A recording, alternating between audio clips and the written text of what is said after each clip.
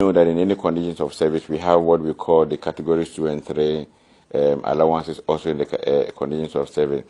And we have processes that we are going through in negotiating the categories 2 and 3 allowances, so that after the negotiation, we can just bring everybody together and then negotiate the various allowances, and then it can be incorporated into their conditions of service. So everything was on course, but before we realized the pressure was coming from the GMA to want to negotiate a loan. Even that government decided to at least compromise, although that is not supposed to be the norm. Under this dispensation, we are not supposed to be negotiating with, say, doctors alone, nurses alone, pharmacists alone. We are supposed to be negotiating under what we call the umbrella of a service classification. We all need to be patient with the policy. Previous policies have not worked because of this same stampede.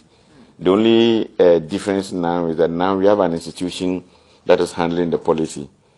Previous policies were ad hoc bodies, and I can say that if this time round it had not been an institution, but it had been an ad hoc body, all these strikes would have gotten government to abandon it long ago.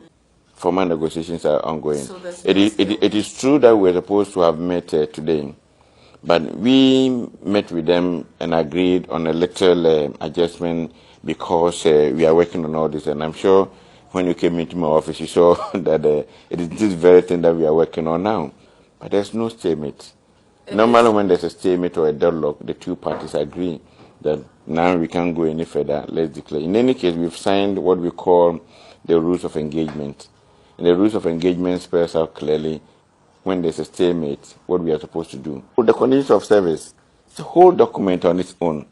And several aspects of the conditions of service have been agreed upon. And we've got into these other critical areas where it borders on money. Even some of the ones that borders on money have been agreed on. So I'm sure we'll make progress.